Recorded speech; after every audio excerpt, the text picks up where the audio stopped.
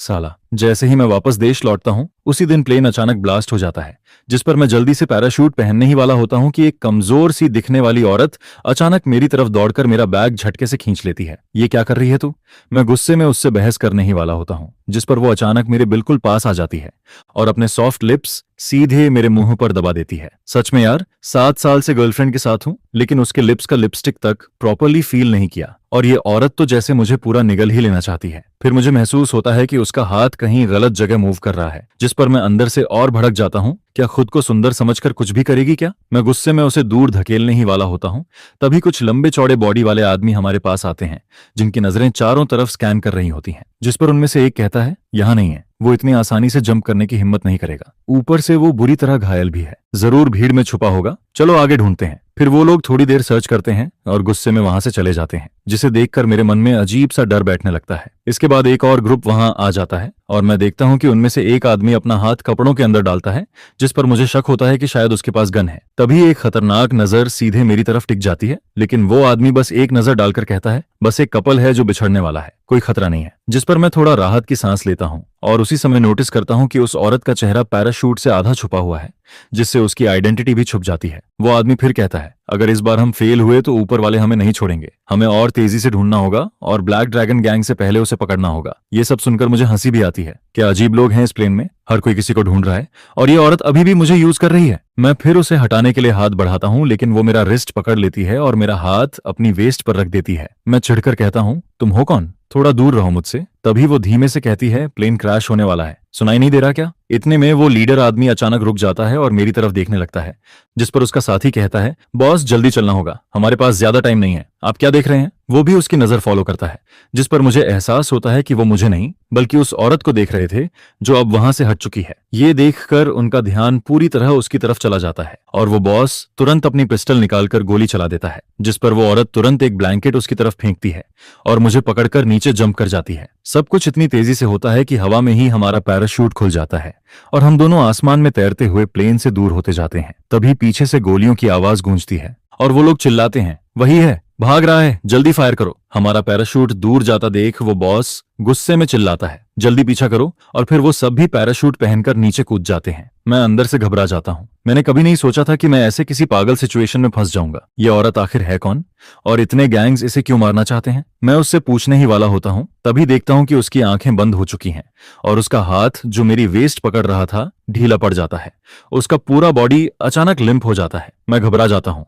अरे सो मत। मैं डर के मारे उसे और कसकर पकड़ लेता हूँ। क्या ये शॉक से बेहोश हो गई है? तभी मुझे महसूस होता है कि पैराशूट फट चुका है और वो औरत भी पूरी तरह अनकॉन्शियस हो चुकी है। मैं मन ही मन भगवान से प्रार्थना करता हूँ, क्या सच में आज यहीं मरने वाला हूँ? नीचे सिर्फ एंडलेस समुद्र दिखाई देता है और मैं बस यही उम्मीद करता हूँ कि ये पैराशूट थोड़ी देर और टिक जाए। मैं मरना नहीं चाहता, ऐसे बेवकूफी भरे तरीके से एंड नहीं होना चाहता, लेकिन पैराशूट तेजी से नीचे गिरता जाता है। 20 साल की जिंदगी में मैंने खुद को इतना अनलकी कभी महसूस नहीं किया। आज तो हर मुसीबत मेरे ऊपर टूट रही है, सोचने का भी टाइम नहीं मिलता। तभी एक जोरदार आवाज के साथ हम दोनों सीधे समुद्र में गिर जाते हैं। पानी चारों तरफ उछलता है और मैं संभल नहीं पाता।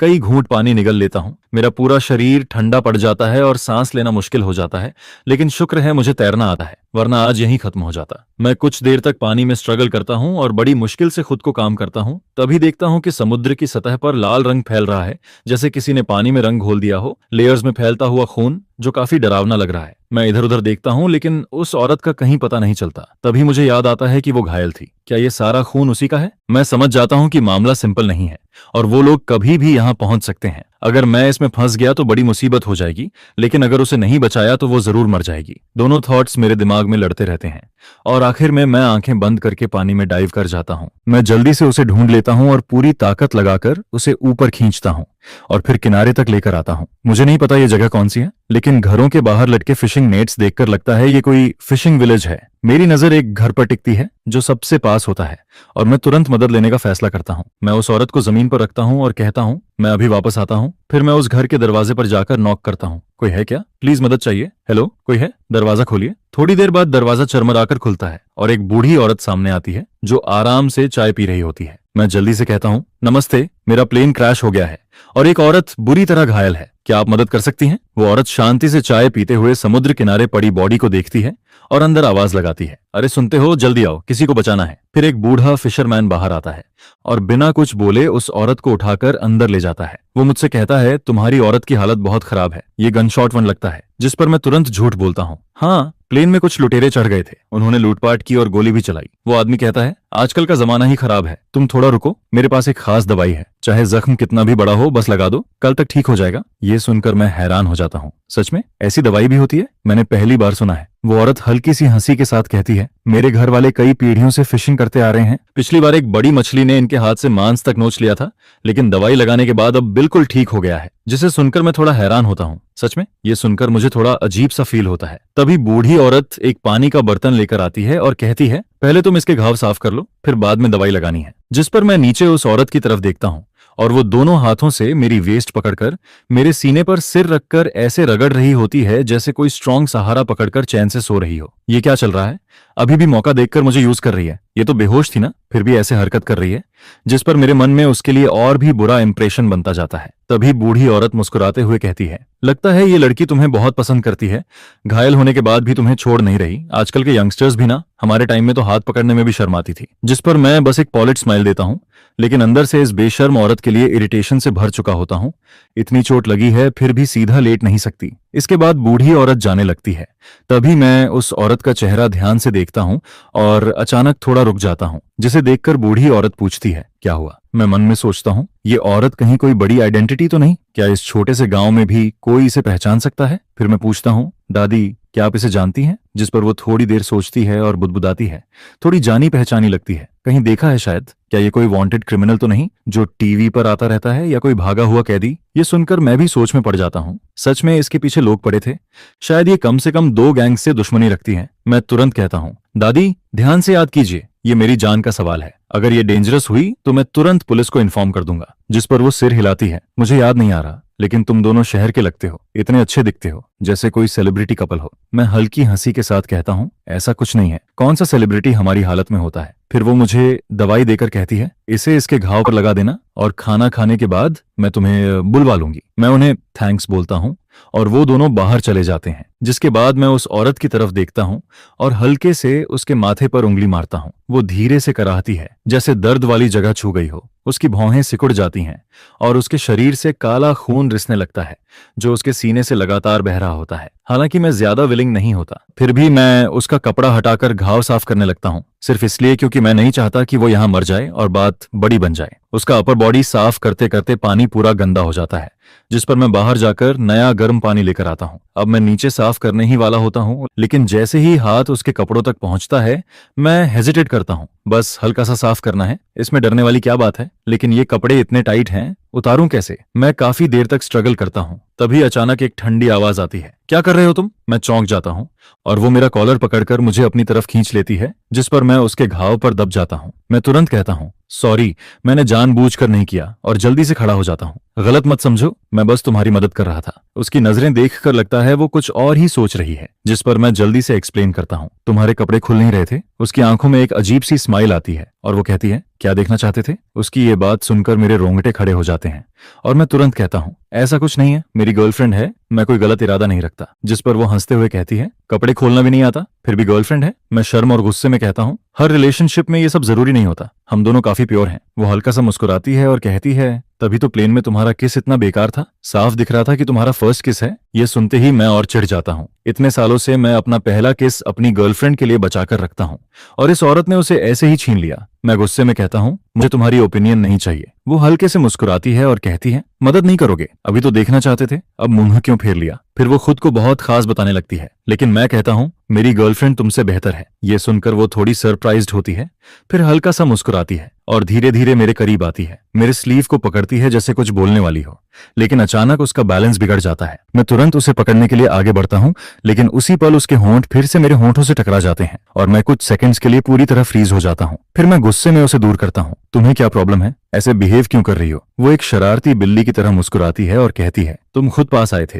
मैं और भड़क जाता हूँ, अगर तुम गिरती नहीं तो मैं आता ही क्यों? मैं सोचता हूँ, मैंने आज तक इतनी बोल्ड औरत नहीं देखी, और उसकी आंखों में मजाक साफ दिख रहा होता है, जैसे वो मेरी इरिटेशन एंजॉय कर रही हो। वो फिर कहती है, अगर इतना ही बुरा लगा तो तुम भी किस कर सकते हो। मैं कुछ बोल पाता उससे पहले वो फोन मांगती है फोन दो, मुझे देखना है। मैं अंदर ही अंदर सोचता हूँ, ये औरत आखिर है कौन? जितना देखता हूँ उतना ही लगता है ये कोई क्रिमिनल है। तभी दरवाजे पर नॉक होता है। अरे नौजवान, खाना तैयार है। और तुम्हारी औरत भी जाग गई क्या? ये सुनकर मैं अंदर ही अंदर चिल्लाता हूँ, ये मेरी औरत नहीं है। लेकिन बाहर से कहता हूँ, हम अभी आते हैं, धन्यवाद। तभी वो औरत जानबूझकर कहती है, तुमने अभी तक मुझे दवाई नहीं लगाई, जैसे किसी तीसरे को सुनाना चाहती हो।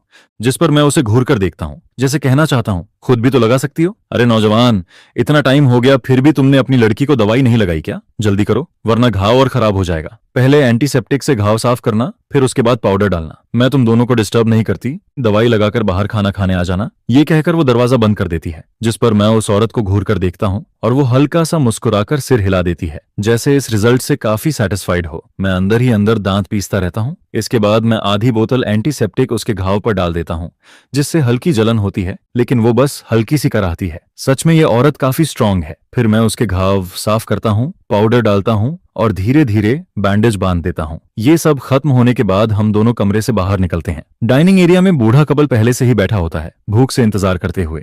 जैसे ही वो हमें देखते हैं, बूढ़ी औरत मुस्कुराकर कहती है, बेटी अब ठीक हो ना? आओ बैठो, खाना तैयार है। बूढ़ा आदमी भी हंसकर कहता है, कुछ खास नहीं है, बस सिंपल खाना है। उम्मीद है तुम लोग बुरा नहीं मानोगे। जिस पर मैं उनकी तरफ से थैंक्स बोलता हूँ, क्योंकि मुझे पता है ये औरत तो कुछ बोलेगी नहीं। मैं बैठ जाता हूँ, लेकिन वो औरत अभी भी खड़ी होकर पूरे घर को ऑब्जर्व कर रही होती है और अचानक पूछती है, ये जगह कौन सी है? उसकी आवाज में एक अलग ही दबाव होता है, जिसे सुनकर बूढ़ी औरत जल्दी से जवाब देती है, ये एक फिशिंग विलेज है साउथ सिटी के बॉर्डर पर। जिस पर वो कहती है, साउथ सिटी? सुना है, ईस्ट सिटी से करीब 10 घंटे दूर है। फिर वो तुरंत कहती है, मेरा फोन दो। बूढ़ी औरत जवाब देती है, यहाँ मोबाइल नहीं चलता, टाउन में एक लैंडलाइन है। कल मेरे पति तुम्हें वहां ले जाएंगे, करीब 2 घंटे लगेंगे। वो आगे बताती है कि यहाँ कोई कम्युनिकेशन सिस्टम नहीं है। 3 पीढ़ियों से वो लोग फिशिंग कर रहे हैं और बाहरी दुनिया से ज्यादा कॉन्टैक्ट वक्त नहीं रखते। मैं उसे इशारे से बैठने को कहता हूँ और वो भी बिना आर्ग्यू किए मेरे पास बैठ जाती है। टेबल पर सिंपल खाना रखा होता है, एक फिश और फिश सूप। बर्तन पुराने और टूटे फूटे होते हैं, लेकिन साफ होते हैं,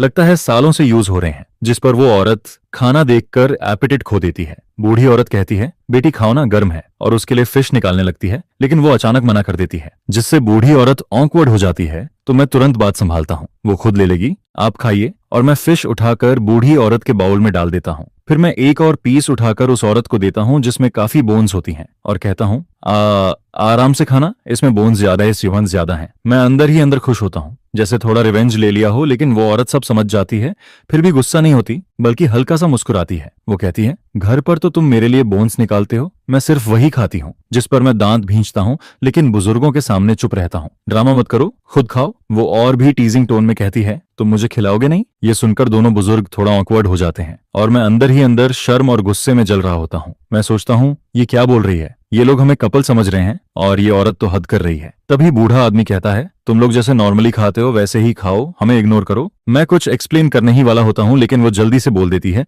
हम तो यूजुअली एक दूसरे को खिलाते हैं। ये सुनकर बूढ़ा आदमी शौक में खांसते हुए खाना उगल देता है और बूढ़ी औरत उसे संभालती है। इस मौके का फायदा उठाकर मैं धीरे से कहता हूँ, बस करो अब। लेकिन वो कैजुअली बिहेव करती रहती है, जैसे कह रही हो, या तो तुम मुझे खिलाओ या मैं तुम्हें खिलाऊंगी। आखिर मैं उसका बाउल उठाता हूँ, फिश का टुकड़ा बोन्स के साथ उसके मुंह में डालता हूँ और कहता हूँ, इसे बोन्स पसंद है, आप लोग चिंता मत करो। मैं गुस्से में उसे और खिलाता हूँ, लेकिन वो फिर भी मुस्कुराती रहती है, जैसे कुछ हुआ ही नहीं। बाहर से हम दोनों एक क्लोज कपल जैसे लग रहे होते हैं। मैं सोचता हूँ इस बार मैंने जीत लिया, लेकिन तभी वो अचानक पास आ जाती है और अपने मुंह से फिश मेरे मुंह में डाल देती है। मैं शॉक में फ्रीज हो जाता हूँ और वो मुझे मजबूर कर देती है कि मैं सब निगल लूं। मैं घिन महसूस करता हूँ, लेकिन वो मेरे लिप्स टाइटली पकड़ लेती है और मुझे निगलने पर मजबूर कर देती है। दोनों बुजुर्ग ये देखकर दंग रह जाते हैं, जैसे उन्होंने ऐसा कुछ पहले कभी नहीं देखा। मैं मुश्किल से निगलता हूँ और सोचता हूँ कि बोन्स गले में अटक जाएंगी, लेकिन ऐसा कुछ नहीं होता। मैं हैरान होकर उसे देखता हूँ और वो आराम से बोन्स बाहर निकालकर टिश्यू से साफ कर देती है। उसके एक्शंस काफी स्मूथ होते हैं। फिर वो कैजुअली पूछती है, खुद खाओगे या मैं खिलाऊं? मैं तुरंत बॉल पकड़ लेता हूँ, मैं खुद खाऊंगा और उसकी तरफ देखना भी अवॉइड करता हूँ। इसके बाद मैं जल्दी जल्दी खाना खाने लगता हूँ और वो मुझे और परेशान नहीं करती। वो आराम से मुझे एक बड़ा सा मछली का टुकड़ा उठाकर देता है, जैसे आसपास कोई है ही नहीं, जिस पर वो बड़े आराम से उसके सारे कांटे भी निकाल देता है। धीरे खाओ। वो बिल्कुल एक स्ट्रिक्ट पेरेंट जैसा बिहेव करता है, जिसे देखकर मैं बस यही सोचती हूँ कि काश मैं जल्दी जल्दी खा पाती, जितना जल्दी हो सके उतना खा लूं, ताकि इस छोटी सी डेविल से दूर रह सकूं। और फिर ये खाना एक अजीब सी ऑकवर्ड फीलिंग के साथ खत्म होता है। इसके बाद बूढ़ा आदमी एक पुराना बॉक्स खोलता है और उसमें से कुछ पुराने रफ कपड़े निकालता है। जो कई सालों से संभाल कर रखे गए थे। लड़के, तुम लोगों ने अभी तक नहाया नहीं है ना? ये कपड़े मैंने और मेरे हस्बैंड ने शादी के वक्त पहने थे, पहले इस्तेमाल हो चुके हैं। अगर तुम्हें बुरा न लगे तो तुम दोनों पहन सकते हो। नहाने का पानी मैंने पहले से तैयार रखा है, बस उस कमरे में है जिस पर मैं थोड़ा हेजिटेट करती हूँ और मना करने लगती हूँ। ऐसे कैसे ले सकते हैं? ये तो आपकी वेडिंग ड्रेस है, अब मैं इन्हें पहन भी नहीं सकती, बस याद के तौर पर रखे हैं। यहाँ इससे अच्छे कपड़े भी नहीं हैं। उम्मीद है तुम लोग मना नहीं करोगे। जिस पर वो औरत जबरदस्ती कपड़े मेरे हाथ में थमा देती है। मैं चाहकर भी मना नहीं कर पाती और आखिरकार ले लेती हूँ। फिर अचानक वो दूसरी औरत ठंडी आवाज में बोलती है, ये कपड़े तुम्हारे लिए सूट नहीं करते। जिसे सुनकर मैं खुद को रोक नहीं पाती और पलटकर जवाब देती हूँ, तुमसे क्या मतलब? अगर इतना ही है तो कोई बेहतर कपड़ा निकाल कर दे दो। जिस पर वो बिना झिझक तुरंत मान जाती है, जिसे देखकर मैं और आगे बढ़कर बोल देती हूँ, आज रात का खाना, दवाई और बाकी खर्चा सब तुम्हें 10 गुना वापस देना होगा। 10 गुना। जिस पर वो औरत बस शांति से जवाब देती है, ठीक है। ये सुनकर मैं अंदर से चौंक जाती हूँ, क्योंकि कोई भी नॉर्मल इंसान इतनी सी चीज के लिए 10 गुना पैसे नहीं देता। ये उतना वर्थ भी नहीं है। लेकिन ये औरत बिना सोचे मान जाती है, जिससे मुझे लगता है कहीं ये सच में पागल तो नहीं है। इसके बाद वो मेरी आंखों में सीधे देखती है और कहती है, अब मुझे फोन दे सकती हो ना? जैसे उसे सब कुछ पता हो। मैं तुरंत अपना बैग पकड़ लेती हूँ और शक भरी नजर से उसे देखती हूँ। तुम्हें कैसे पता कि मेरे पास फोन है? जिस पर वो आराम से बोलती है, प्लेन से कूदने से पहले तुमने उसे गिरने से बचाने के लिए बैग में डाला था और जिप भी बंद की थी। मुझसे कुछ छुप नहीं सकता। ये सुनकर मैं मजबूरी में फोन निकालकर उसे दे देती हूँ। वो तुरंत एक नंबर डायल करती है और कहती है, इस कॉल की एग्जैक्ट लोकेशन ट्रैक करो और कल मुझे लेने आना। उस वक्त उसके अंदर एक लीडर वाली वाइब साफ महसूस होती है, जिसे देखकर मेरी क्यूरियोसिटी और बढ़ जाती है। फिर वो जल्दी से कॉल खत्म करती है और मेरे फोन में अपना कॉन्टैक्ट सेव कर देती है। ये मेरा कॉन्टैक्ट है, तुमने मेरी जान बचाई है। जब भी तुम्हें मेरी जरूरत हो मुझसे कॉन्टैक्ट करना।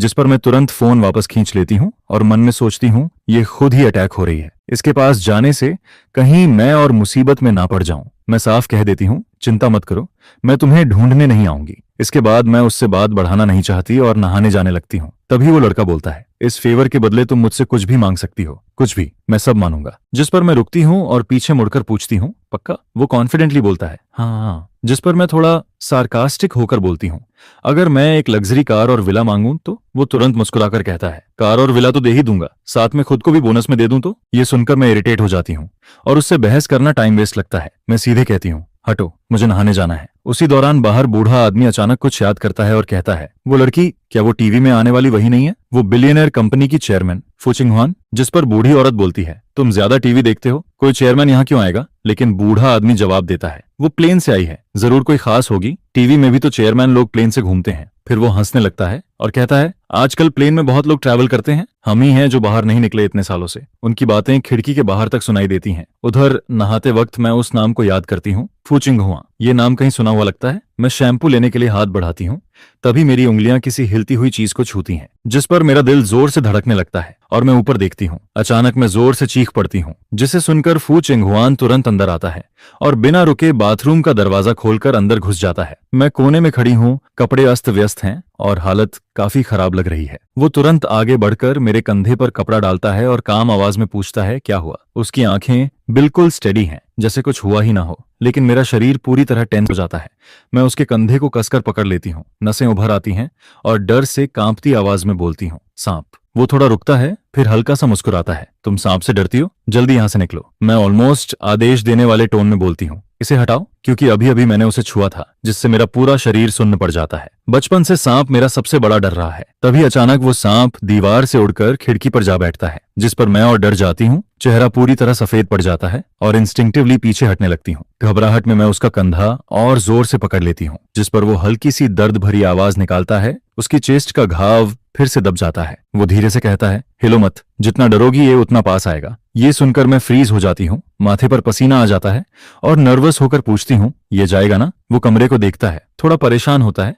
तभी बाहर से बूढ़ा आदमी पूछता है, सब ठीक है ना? जिस पर वो दरवाजे के सामने खड़ा होकर कहता है, सब ठीक है, बस थोड़ा डर गई है। फिर वो मेरा हाथ पकड़कर मुझे बाहर ले आता है। हम वापस कमरे में आते हैं और वो मुझे बेड के पास बैठा देता है। वो हल्के से मुस्कुराकर कहता है, इतना डर लगता है क्या? लेकिन मैं ना खड़ी हो पा रही हूँ ना ठीक से बैठ पा रही हूँ। शरीर अभी भी कांप रहा है, दिमाग में बस वही सांप घूम रहा है। मेरे दोनों हाथ साइड में टिके हुए हैं, पीठ पूरी तरह स्टिफ है और मैं खुद को जबरदस्ती काम करने की कोशिश करती हूँ। मेरी इस तरह की टेंस हालत देखकर उसकी आंखें हल्का सा हिलती हैं, जिस पर वो अचानक फील करता है कि एक आदमी जो साफ साफ डर रहा है फिर भी खुद को संभाल रहा है और वीक नहीं दिखना चाहता, वो उसे अजीब तरह से अट्रैक्ट करने लगता है। वो कहता है, आज रात तुम बेड पर सो जाओ। जिस पर मैं सोचती हूँ कि अगर मैं अभी यहां से नहीं गई तो पता नहीं क्या कर बैठूंगी। मैं जाने लगती हूँ, तभी वो मुझे रोक कर कहता है, रुको। मैं डर के मारे दीवार पर रेंग रहे उस कीड़े को घूरती रहती हूँ, जिसकी स्लो मूवमेंट देखकर भी मेरी नजर हटती ही नहीं है। ये घर सच में अजीब है, हर जगह कुछ ना कुछ रेंगता रहता है, कहीं इंसेक्ट तो कहीं उड़ने वाले छोटे छोटे बग्स। जिस पर वो हंसकर कहता है, क्या तुम इंसेक्ट से भी डरती हो? तुम सच में आदमी हो भी या नहीं?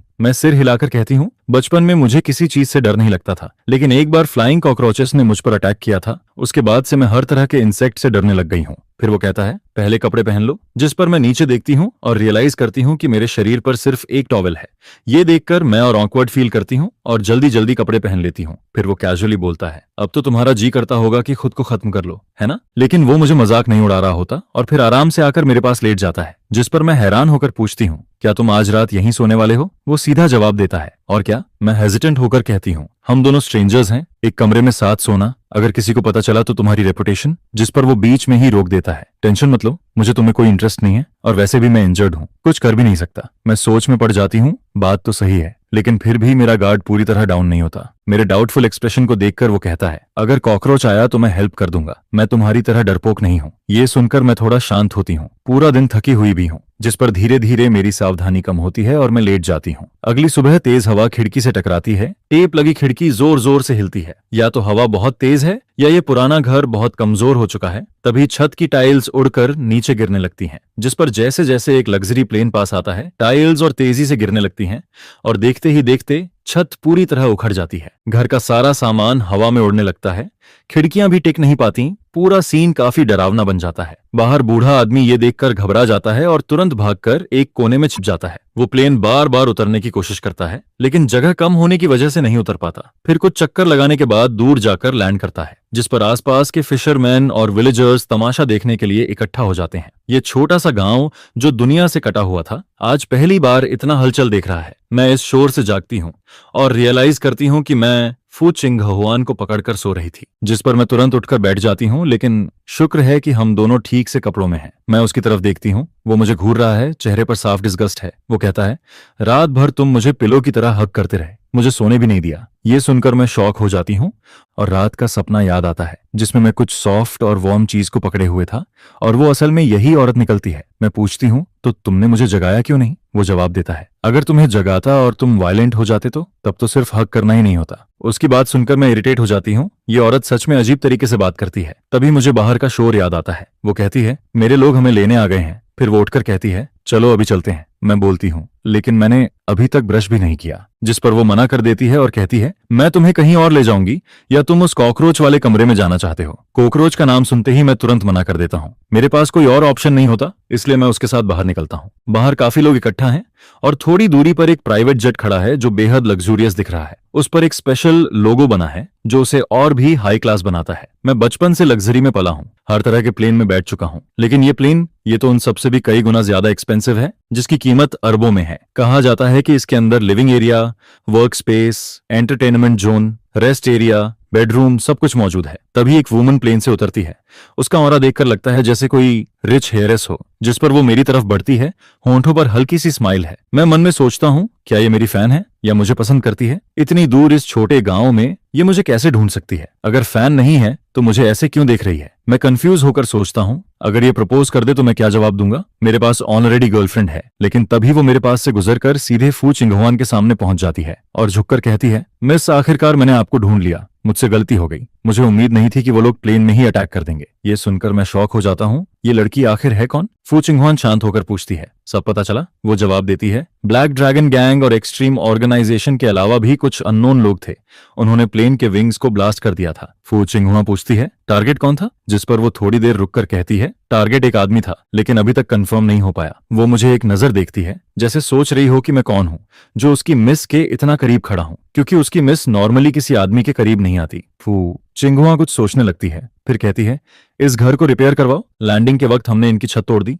जिस पर वो वुमन सिर झुकाकर हाँ कर देती है। वो आदमी तुरंत बोलता है, सबो नर्डिनेट अपनी गलती मानता है। जिस पर चिंगुआन पास खड़ी औरत से पूछती है, क्या तुम अपने हस्बैंड को जानती हो? ये सुनकर वो औरत शॉक में पड़ जाती है। उसके मुंह से एक शब्द भी नहीं निकलता है। दोनों की बातों से साफ लग रहा होता है कि ये औरत बिल्कुल भी सिंपल नहीं है। जिस पर पास खड़ी दूसरी वुमन भौहें सिकोड़कर बोलती है, हमारी मिस आपसे बात कर रही हैं। तब वो जल्दी से संभलती है और कहती है कि वो उन्हें एक नया फिशिंग यार्ड देकर कंपेंसेट करेगी। फुथान हुआन सब इंस्ट्रक्शंस देने के बाद मेरी तरफ देखती है, जिसे देखकर मैं सोच में पड़ जाता हूँ। मुझे लगा था वो कल रात की बात को मजाक समझेगी, लेकिन वो तो उसे सीरियसली ले रही है और मुझे समझ नहीं आता कि क्या जवाब दूं। फिर वो कामली बोलती है, रहने के लिए मैं इन्हें एक नया घर दिलवा दूंगी, और जो मेडिकल एक्सपेंस तुमने कहा था। जिस पर टीटी तुरंत एक चेक निकालती है 1 मिलियन युआन का और देने के लिए तैयार होती है, लेकिन तभी उसे कुछ याद आता है। वो पूछती है, मिस यहाँ आसपास कोई बैंक है जहां ये चेक कैश हो सके? क्योंकि अगर ये कपल चेक ले भी लेते हैं तो इतने दूर इलाके में उसे कैश करना मुश्किल है, और अगर कैश हो भी जाए तो इतने पैसे लेकर जाना भी रिस्की है। जिस पर फोथान हुआन बिना सोचे कहती है, तो कैश दे दो। इसके बाद TUI OUTI प्लेन से एक सूटकेस भरकर कैश लाती है और उस औरत के सामने रखती है। ये हमारी मिस की तरफ से है, कृपया एक्सेप्ट करें। औरत कांपते हाथों से सूटकेस खोलती है। अंदर नीटली रखे हुए ढेर सारे युआन के बंडल्स देखकर उसकी आंखें फटी रह जाती हैं और अगले ही पल वो शॉक में बेहोश हो जाती है। जिस बूढ़ा आदमी घबराकर उसे पकड़ता है, खुद भी सूटकेस के अंदर झांकता है और लगभग बेहोश होने लगता है, क्योंकि इतने पैसे उसने जिंदगी में कभी नहीं देखे। फिर फोथान हुआन आगे बढ़ती है और कहती है, मेरे साथ चलो। मैं जल्दी से उसके पीछे पीछे प्लेन में चढ़ जाता हूँ। अंदर आते ही मैं देखता हूँ कि केबिन में 8 बड़े सोफा लगे हैं। हर तरफ एडवांस्ड ऑडियो सिस्टम है, जिससे साफ पता चलता है कि ये टॉप लेवल लग्जरी जेट है। फिर वो आदेश देती है, इसे नहाने के लिए ले जाओ, और खुद बेडरूम के अंदर वाले बाथरूम में चली जाती है। जिस पर TTAITAI मुझे दूसरे बड़े बाथरूम की तरफ इशारा करते हुए कहती है, सर इस तरफ आइए। मैं उसके पीछे पीछे चलता हूँ और मन में सोचता हूँ कि फोथान हुआन आखिर है कौन, लेकिन फिर खुद ही सोचता हूँ कि जानने की जरूरत भी नहीं है। प्लेन से उतरते ही हम अलग हो जाएंगे, शायद फिर कभी मिलना भी ना हो। वो मुझे सारी चीजें दिखाती है। यहाँ पर्सनल केयर आइटम्स हैं, यहाँ कपड़े हैं और बाथरूम अंदर है, सब कुछ रेडी है। मैं हैरानी से उन कपड़ों को देखता हूँ और पूछता हूँ, ये सब मेरे लिए है? वो जवाब देती है, जी सर। जिस पर मैं हल्के सार्कास्टिक टोन में कहता हूँ, कपड़ों के साथ मेल अंडरवियर भी है। ये सोचकर ही अजीब लग रहा है। वो तुरंत समझ जाती है कि मैं क्या सोच रहा हूँ और जल्दी से एक्सप्लेन करती है, ऐसा नहीं है, मिस ने कल रात ही मैसेज में सब अरेंज करने को कहा था और ये सब आपकी साइज के हैं। ये सुनकर मेरे कान लाल हो जाते हैं। मैं सोचता हूँ, उसने कब मैसेज किया? मुझे तो कुछ पता ही नहीं चला। वो बताती है, रात 11 बजे। जिस पर मुझे याद आता है कि उस वक्त मैं सो चुका था, तो क्या उसने चुपके से मेरा फोन लेकर मैसेज किया? ये सोचकर मेरे अंदर गुस्सा और शर्म दोनों भर जाते हैं। कहीं उसने और कुछ तो नहीं देख लिया मेरे फोन में। फिर TUI OUTILIE बोलती है, अगर आपको कुछ चाहिए हो तो वॉल पर लगे कॉल सिस्टम को प्रेस कर सकते हैं। इतना कहकर वो बाहर चली जाती है। मैं नहाते हुए मन ही मन उसे गालियां देता रहता हूँ। उसने हिम्मत कैसे की मेरा फोन इस्तेमाल करने की। नहाने के बाद मैं बाहर आता हूँ तो देखता हूँ कि फोथान हुआन ऑलरेडी डाइनिंग टेबल पर बैठकर खाना खा रही है और उसके शरीर से एक फ्रेश खुशबू आ रही है। क्लीन ड्रेस में वो बिल्कुल अलग लग रही है और उसका स्टेक काटने का तरीका भी बेहद एलिगेंट है, जिससे साफ पता चलता है कि वो किसी नॉर्मल रिच फैमिली से नहीं है। मैं जैसे ही बैठता हूँ, वो कहती है, कल रात तुमने मेरी जान बचाई थी, इसके बदले मैं तुम्हें 10 मिलियन दूंगी। जिस पर मैं रुक जाता हूँ। ये बात मुझे अजीब लगती है। तभी TT तुरंत एक चेक लिखकर मेरे सामने रखती है, ये हमारी मिस की तरफ से है। मैं ठंडे स्वर में मना कर देता हूँ, जरूरत नहीं है, कल रात तो बस मैंने यूं ही मदद कर दी थी। लेकिन तभी फोथान हुआन बोलती है, इससे सर्विस फी समझ लो। ये सुनकर TOTO पूरी तरह शॉक्ड रह जाती है। क्या ये आदमी कल रात मिस के साथ था? उसके लिए ये बहुत बड़ा शौक होता है, क्योंकि उसकी मिस कभी किसी आदमी के पास नहीं आती। उसके सारे असिस्टेंट्स भी फीमेल हैं, यहाँ तक कि फैमिली भी उसे रिलेशनशिप के लिए मजबूर नहीं कर पाई। फिर भी ये आदमी समहाउ उसे अपने पास रहने पर मजबूर कर देता है। तभी मैं चेक उठाकर उसकी तरफ फेंक देता हूँ और कहता हूँ, ये फी तो मुझे तुम्हें देनी चाहिए। और फिर मैं अपनी पॉकेट से एक युआन का कॉइन निकालकर उसकी तरफ फेंक देता हूँ। कल रात तुमने अच्छा परफॉर्म किया, ये बोनस है। जिस पर TUIOU तुरंत रिएक्ट करती है। वो जल्दी से चेक और कॉइन दोनों पकड़ लेती है ताकि वो मिस के चेहरे पर ना लगे। फोथान हुआन मुझे एक अजीब सी नजर से देखती है। मैं हल्का सा गला साफ करके कहता हूँ, कल रात जो हुआ उसके बारे में किसी से मत कहना। वैसे भी हमारे बीच कुछ हुआ नहीं है और मेरी ऑलरेडी गर्लफ्रेंड है, इसलिए मिस थोड़ा मेरी सिचुएशन समझिए। ये सुनकर TUIOUTI पूरी तरह हैरान रह जाती है। उसकी मिस इतनी पावरफुल और रिच है, फिर भी ये आदमी उसे इग्नोर कर रहा है। वो मन ही मन सोचती है कि उसकी मिस लगातार कई सालों से रिचेस्ट लिस्ट में टॉप पर है। टैलेंट और ब्यूटी दोनों में परफेक्ट है, फिर भी ये आदमी उसे वैल्यू नहीं दे रहा। वो अंदर ही अंदर सोचती है, सर आपकी नजर सच में खराब है। चाहे आपको मिस की आइडेंटिटी ना पता हो, लेकिन इस प्लेन की लग्जरी देखकर ही समझ जाना चाहिए कि वो आपकी गर्लफ्रेंड से कहीं ज्यादा बेहतर है। फिर भी आप उसे इंप्रेस करने के बजाय उसे इंसल्ट कर रहे हैं। फोथान हुआन की आवाज अचानक बदल जाती है, जिससे उसका मूड समझ पाना मुश्किल हो जाता है। लेकिन टीयू टीयू समझ जाती है कि उसकी मिस अब सीरियसली इंटरेस्टेड हो चुकी है, जिस पर वो मन ही मन सोचती है, अब ये सिचुएशन और भी इंटरेस्टिंग होने वाली है। लेकिन मिस, तुम भी टॉम से जेलस मत हो, जिस पर नॉर्मली तुम्हें जो भी चाहिए होता है वो तो हैंड टर्न करने जितना इजी मिल जाता है। फिर चाहे सामने वाले की गर्लफ्रेंड हो या फिर वो शादीशुदा ही क्यों ना हो, तुम फिर भी उसे छीन कर अपने पास ला सकती हो। यह सुनकर मैं ठंडी हंसी हंसता हूँ, जिस पर कहता हूँ, फोतीथुर, आप मुझे कुछ ज्यादा ही हाई समझ रही हैं। बस फर्क इतना है कि मैं आपकी तरह कैजुअल नहीं हूं। कैजुअल? यह सुनकर वो आदमी अपनी मिस को कैजुअल बोलता है क्या, जिस पर श्याओ श्याओ इतना गुस्सा होती है कि उसकी सांस तक अटकने लगती है। लेकिन फोर्थ इन हुआ जरा भी गुस्सा नहीं होती है, बल्कि उल्टा हल्की मुस्कान के साथ बोलती है, सच में? जिसके बाद वो कहती है, पहले खाना खा लो, फिर मुझसे आर्ग्यू करने की ताकत भी आ जाएगी। मैं सामने रखे इस लग्जरी खाने में बिल्कुल इंटरेस्टेड नहीं होता हूं, लेकिन फिर सोचता हूं कि कल मैंने उसकी जान बचाई थी और उसने मुझे बार बार इरिटेट भी किया था, जिस पर उसका एक ब्रेकफास्ट खाना कोई बड़ी बात नहीं है। यह सोचकर मैं बिना फॉर्मल हुए खाना शुरू कर देता हूं, जिस पर फो तिन हुआन मुस्कुराते हुए मुझे देखती है और कैजुअली एक स्टेक काट कर मेरी प्लेट में रख देती है। ट्राई करो, टेस्ट ठीक है। लेकिन मैं फोर्क से उस स्टेक को साइड में हटा देता हूं। मुझे किसी का लेफ्ट ओवर नहीं खाना है, मैं खुद कट कर सकता हूं। यह देखकर श्याओ श्याओ पूरी तरह शॉक्ड हो जाती है, जिस पर वो सोचती है कि यह आदमी कितना अलग है, जो चाहे करता है, किसी की परवाह नहीं करता है, और तो और अपनी मिस को भी इग्नोर कर रहा है। बचपन से हो तियथुर के साथ रहने के बाद यह पहली बार है जब कोई उन्हें हवा की तरह ट्रीट कर रहा है, वरना पहले जितने भी आदमी उनके सामने आते थे सब बहुत पॉलिटली बिहेव करते थे, लेकिन यह आदमी सच में अलग नजर आता है। इसके बाद मैं ब्रेकफास्ट खत्म करता हूं और उसी समय प्लेन भी डोंगथान के सिविल एयरपोर्ट पर लैंड कर जाता है, जिस पर मैं कैजुअली बोलता हूं, फू तियथु, थैंक्स फॉर द हॉस्पिटैलिटी, फिर कभी मिलने की जरूरत नहीं है और उम्मीद करता हूं कि इस लाइफ में दोबारा मुलाकात ना हो। यह कहकर मैं सीधे प्लेन से उतरता हूं, एक टैक्सी पकड़ता हूं और वहां से निकल जाता हूं, जिस पर फोर्थ हान हुआ मेरी जाती हुई बैग को देखती रहती है, जैसे कुछ सोच रही हो, और उसके पास खड़ी श्याओ श्याओ धीरे से पूछती है, मिस, क्या हम घर वापस जाएं? जिस पर उसे साफ महसूस होता है कि मिस का मूड ठीक नहीं है। ऑफिस चलते हैं, फोथान हुआन हल्की डिसैप पॉइंटेड आवाज में कहती है, जिस पर श्याओ श्याओ धीरे से पूछती है, क्या आप उसका बैकग्राउंड चेक करवाना चाहती हैं? यह सुनकर फोथान हुआ उसे ठंडी नजर से देखती है, जैसे उसे अननेसेसरी बातों के लिए डांट रही हो। श्याओ श्याओ तुरंत डर जाती है और माफी मांगने ही वाली होती है, लेकिन तभी फोथान हुआ बोलती है, लगता है तुम मुझे अब अच्छी तरह समझने लगी हो। यह सुनकर श्याओ श्याओ उसके होंठों पर आई अजीब सी स्माइल को देखती है और उसका पूरा शरीर कांप जाता है, जिस पर उसे समझ नहीं आता कि खुश हो या डर जाए, क्योंकि यह पहली बार है जब मिस किसी आदमी के लिए ऐसा बिहेव कर रही है। और अभी थोड़ी देर पहले ही उसे ड्रॉप करने के लिए वो अपने विला एरिया के पास से गुजरते हुए भी नहीं रुकी थी, बल्कि खास तौर पर डोंगथान के सिविल एयरपोर्ट तक गई थी, सिर्फ इसलिए कि वो आसानी से टैक्सी ले सके, जो बिल्कुल भी लॉजिकल नहीं लगता है। और ये सब सिर्फ एक रात में हो गया था, जिस पर श्याओ श्याओ जल्दी से सिर झुकाकर कहती है, यस मिस, मैं अभी इन्वेस्टिगेशन शुरू करती हूँ।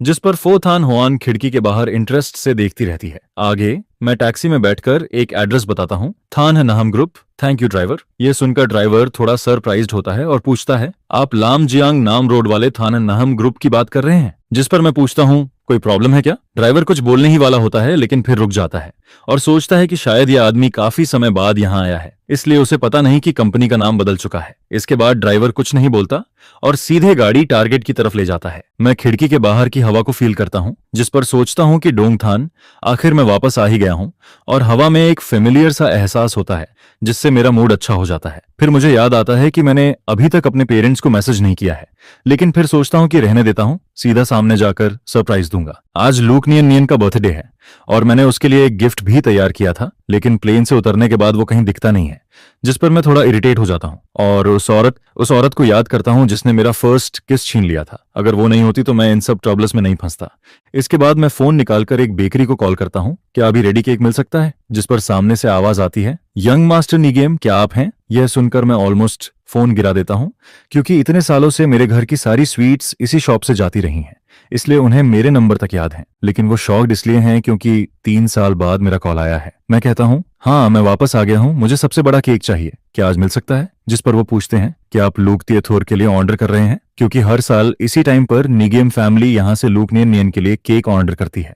और वहां का हर एम्प्लॉय ये जानता है। फिर रिसेप्शनिस्ट थोड़ा हेजिटेट होकर कहती है, सेकंड यंग मास्टर ने ऑलरेडी केक भेज दिया है। ये सुनकर मैं थोड़ा सरप्राइज्ड होता हूँ और सोचता हूँ कि नीगम निगीबाज इतना कंसिडरेट निकलेगा, जो हमेशा मेरी फिक्र करता है और छोटी छोटी चीजें भी खुद हैंडल करता है। यह सोचकर मैं मुस्कुराता हूँ और कहता हूँ, तो फिर रहने दो, थैंक्स। आगे टैक्सी विंडो से बाहर देखते हुए मैं सीनरी नोटिस करता हूँ और जैसे जैसे अपने ग्रुप के पास पहुंचता हूँ एनवायरनमेंट और भी बेहतर दिखने लगता है, क्योंकि मेरा ग्रुप इस सिटी की टॉप कंपनीज में से एक है। तभी टैक्सी धीरे धीरे रुकती है और ड्राइवर कहता है कि हम पहुंच गए हैं। मैं पैसे देकर नीचे उतरता हूं, लेकिन उतरते ही नोटिस करता हूं कि नाम बदल चुका है, थान ग्रुप। मैं आसपास देखते हुए कंफ्यूज हो जाता हूं, क्योंकि जगह बिल्कुल वही है, सारे बिल्डिंग्स भी सेम हैं, लेकिन नाम समझ नहीं आता। तभी दो एम्प्लॉयज पास से गुजरते हैं और बात करते हैं, कल निगम बॉस ने कहा था ना, आज वो यहाँ नहीं है, इसलिए इस प्लान को हमें क्लोजली फॉलो करना होगा। दूसरा कहता है, नीम बॉस यानी किम गांतो, उनके लीडरशिप में पिछले 3 सालों में प्रॉफिट्स काफी कम हुए हैं। यह सुनकर मैं तुरंत उन्हें रोकता हूँ।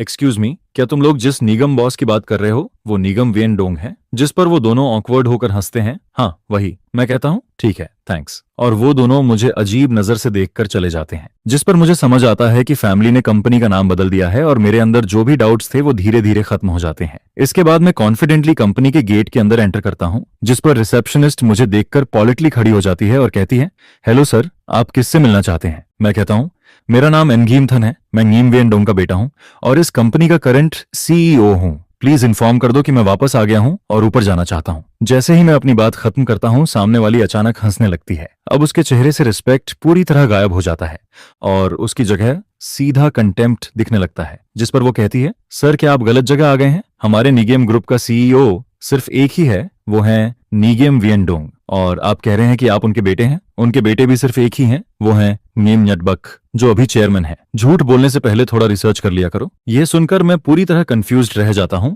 जिस पर सोचता हूं कि निगेम नहात बाद चेयरमैन भी बन गया है क्या?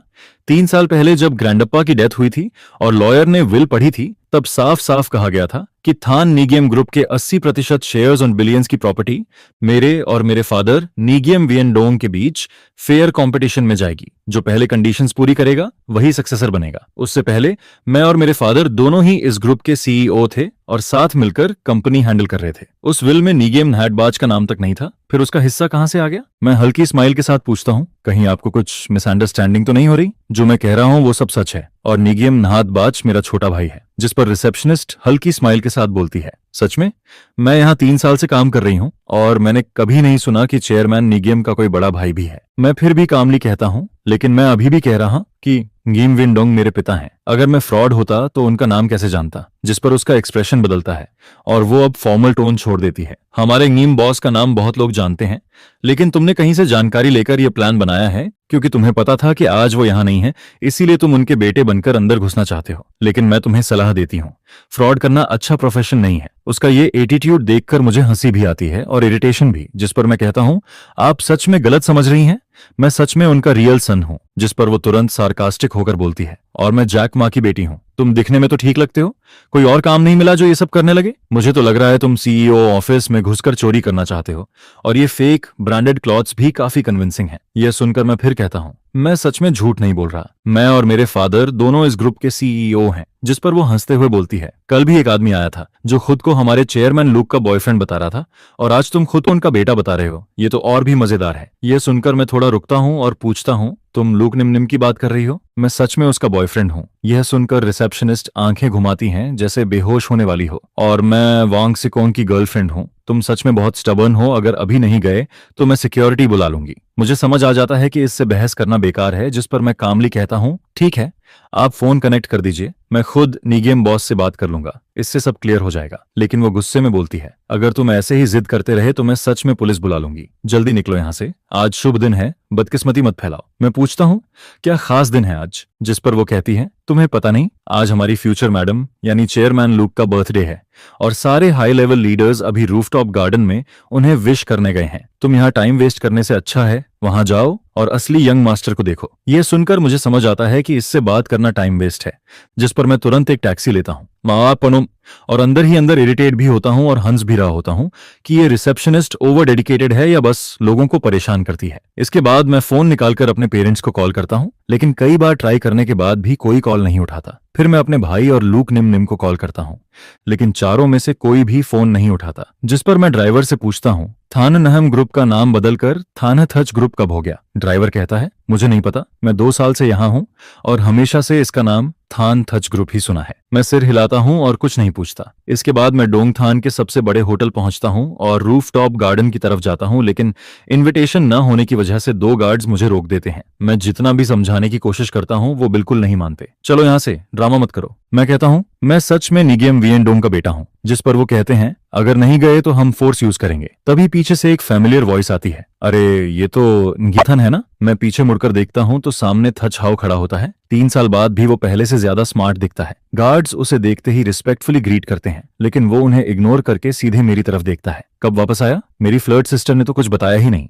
2 दिन पहले वो ग्रैंडपा से बात करते हुए तुम्हारा एग्जाम्पल दे रही थी। मैं ऑकवर्ड होकर कहता हूँ, हाँ भाई प्लीज मजाक मत करो, बचपन से आप मुझे टीज करते आए हो। वो हंसते हुए कहता है, ये मजाक नहीं है, मेरी सिस्टर 3 साल से तुम्हारे पीछे है, तुमने उसका रिकॉर्ड तोड़ दिया है, तुम सबसे मुश्किल टारगेट हो। इसके बाद वो मेरे शोल्डर पर हाथ रखता है, जिस पर मैं कहता हूँ, हाँ भाई आप सही समय पर आए हो, ये लोग मेरी आइडेंटिटी पर बिलीव नहीं कर रहे, प्लीज कंफर्म कर दो। वो अपनी ठुड्डी छूते हुए कहता है, मुझे क्या मिलेगा? मैं तुरंत कहता हूँ, मैं आप पर एक फेवर ओवे करता हूँ, आगे कभी भी जरूरत हो मैं पूरा करूंगा। यह सुनकर वो गार्ड से कहता है, अब समझ गए ना, हट जाओ। गार्ड्स तुरंत रास्ता छोड़ देते हैं और मैं अंदर जाने लगता हूँ, लेकिन तभी थैक हाउ पीछे से बोलता है, लेकिन आज तुम गलत टाइम पर आए हो। मैं रुककर पूछता हूँ, क्या मतलब? वो हल्की स्माइल के साथ कहता है, आज एक इंटरेस्टिंग शो होने वाला है और मैं तो गॉसिप मिस नहीं करता, लेकिन अगर शो छोटा होता तो मैं आता ही नहीं। मैं उसकी बात समझ नहीं पाता। तभी अचानक हॉल की लाइट्स बंद हो जाती हैं और सिर्फ स्टेज पर स्पॉटलाइट पड़ती है, जिस पर निगियम वियनडोंग स्टेज पर खड़ा हंस रहा होता है और कहता है, आज मैं अपने बेटे की शादी की खुशखबरी अनाउंस करना चाहता हूँ। यह सुनकर पूरा हॉल शांत हो जाता है। सभी लोग सांस रोककर खड़े रहते हैं,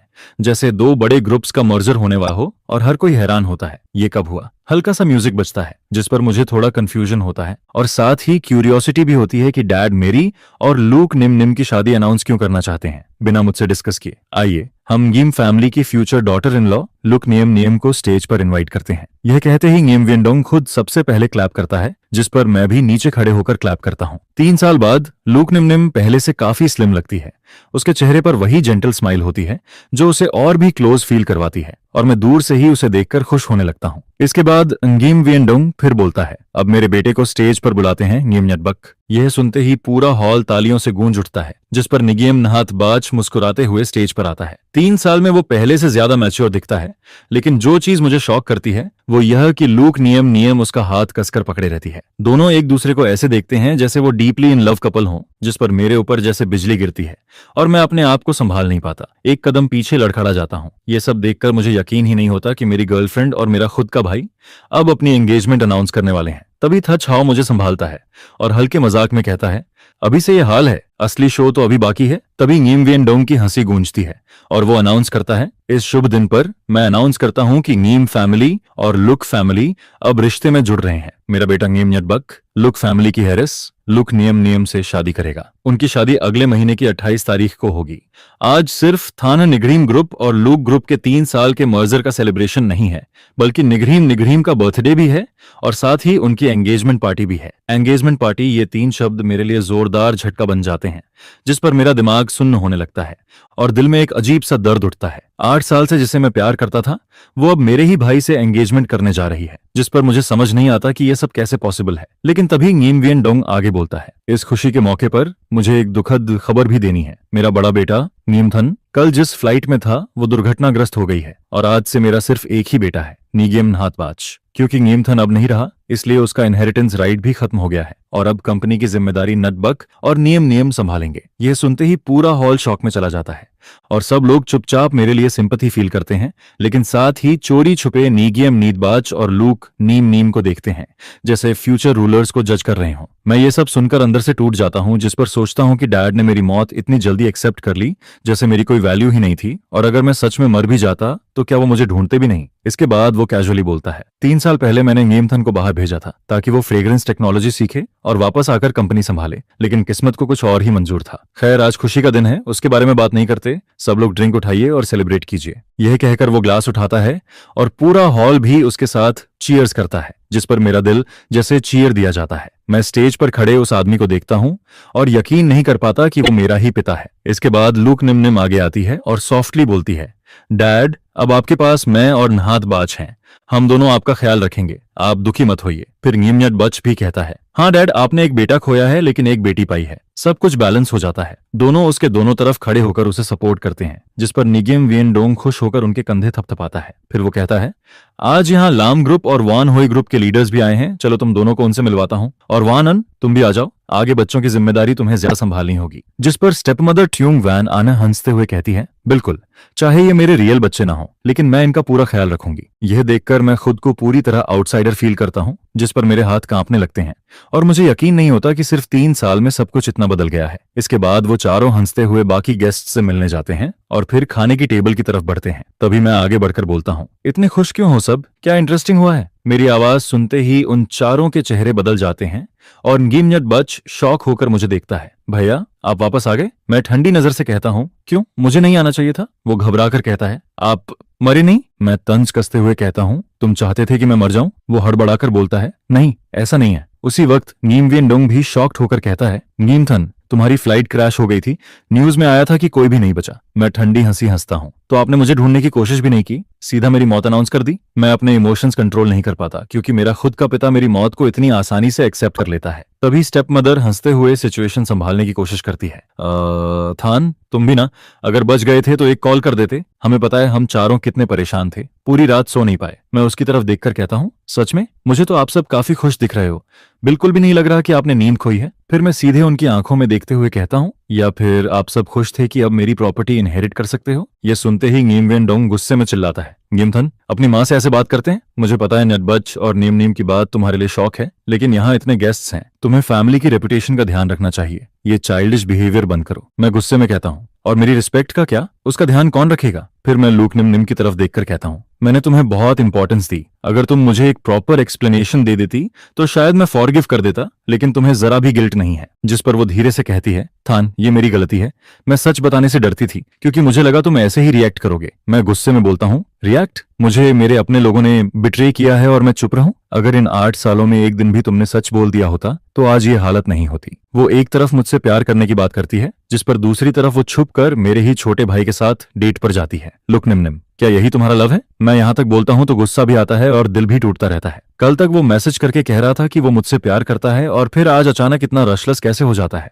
जिस पर वो कैजुअली बोलती है, फीलिंग्स जैसी चीजों को कौन पहले से प्रेडिक्ट कर सकता है? इसके बाद टोंगन गोक अनह अपना शॉल ठीक करते हुए ऊपर से समझाने वाले टोन में कहती है, निम निम और नहात बाच अभी एक दूसरे से बहुत प्यार करते हैं, जिस पर क्या तुम सच में चीये को अकेला छोड़ सकते हो? फिर वो आगे कहती है, फैमिली की बात है, इसे बड़ा इशू बनाने से अच्छा है तुम दिल बड़ा रखकर उन्हें ब्लेस कर दो, आखिर सब अपने ही हैं। निम निम तुम्हें चुने या नहात बाज को, फर्क ही क्या पड़ता है? यह सुनकर मैं अंदर से फट पड़ता हूँ। फर्क पड़ता है, बहुत फर्क पड़ता है। नटबच अलग है और मैं अलग हूँ, मैं इस ग्रुप का फ्यूचर हेयर हूँ, क्या यह सच नहीं है? जिस पर वो तुरंत बोलते हैं, तुम्हें सुनाई नहीं दिया, अभी तुम्हारे फादर ने अनाउंस किया है, अब नहात बाज भी हेयर है। और फिर कैजुअली कहते हैं, तुम सही समय पर आए हो, निम प्रेग्नेंट है, नहात बाज बहुत बिजी है, तुम उसकी हेल्प कर दो। ये सुनते ही मैं वहीं लड़खड़ा जाता हूँ जैसे बिजली गिरती है, मेरा पूरा शरीर सुन्न पड़ जाता है।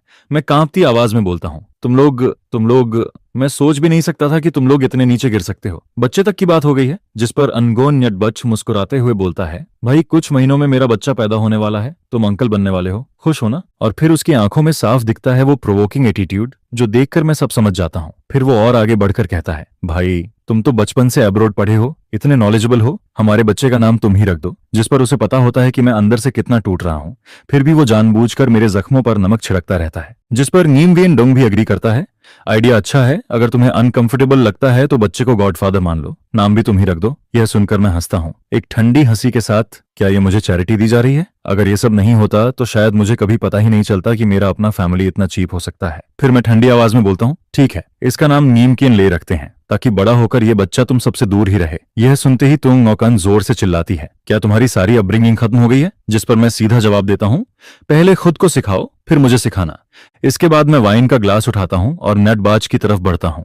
अगर तुम शादी करने वाले हो तो मुझे भी तुम्हें टोस्ट देना चाहिए। जिस पर वो अभी भी जेंटलमैन बनते हुए कहता है, मुझे खुशी है कि तुम सेफ वापस आ गए, हमारी शादी में तुम्हारा ब्लेसिंग चाहिए। मैं हंसते हुए बोलता हूँ, ठीक है, मैं विश करता हूँ कि तुम्हारा लाइनेज खत्म हो जाए, लेकिन तुम्हारे बच्चे बहुत हों। और ये बोलकर मैं सीधा वाइन उसके चेहरे पर फेंक देता हूँ। ये देखकर लुक निम निम गुस्से में बोलती है, अन्ना सिसिम थान, तुम हद पार कर रहे हो, चाहे कुछ भी हो, नाहतबाज तुम्हारा भाई है। तुम ऐसा कैसे कर सकते हो? बिल्कुल भी मैनर्स नहीं है तुम में। जिस पर नीम वियन डोंग भी शॉक हो जाता है, लेकिन मुझे अपने एक्शन में कोई प्रॉब्लम नहीं लगती, बल्कि मैं एक और ग्लास उठाकर लूक नियम नियम के सामने जाता हूँ और बोलता हूँ, ये टोस्ट तुम्हारे लिए है। अब से लेकर मरने तक हम कभी एक दूसरे का चेहरा नहीं देखेंगे। और फिर मैं वो ग्लास भी उसकी तरफ फेंक देता हूँ, जिस पर तोंग और कन रोकने की कोशिश करती है, लेकिन देर हो चुकी होती है।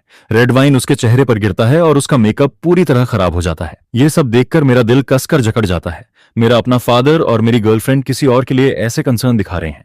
क्या ये वही लोग हैं जिन्हें मैं फैमिली मानता था? फिर मैं ग्लास जमीन पर फेंक देता हूँ और गुस्से से नीगेम वियन डोंग की तरफ देखते हुए कहता हूँ, हमारा रिलेशन भी इसी ग्लास की तरह है, जो एक बार टूट गया तो फिर कभी जुड़ नहीं सकता। आज से हमारा रिश्ता खत्म है। तुम अपनी राह चलो, मैं अपनी राह चलता हूँ। इसके बाद मैं ऐसे निकलता हूँ जैसे एक घायल अकेला वुल्फ। बाहर कब से तूफान चल रहा होता है और मैं सीधे उस बारिश में चला जाता हूँ जो मुझे अंदर तक ठंडा कर देती है, जैसे रियलिटी मुझे झकझोर रही हो। मैं जोर जोर से हंसता हूँ, एक दर्द भरी हंसी। मुझे अपनी ही एग्जिस्टेंस एक जोक लगती है। मैं हंसता भी हूँ, रोता भी हूँ। बारिश लगातार मुझे भिगोती रहती है और मैं उस दर्द से निकल नहीं पाता। इसी बीच कई गाड़ियां हॉर्न बजाती हैं। लोग चिल्लाते हैं, पागल है क्या, हट यहां से, गाड़ी गंदी मत कर, रास्ते से हट।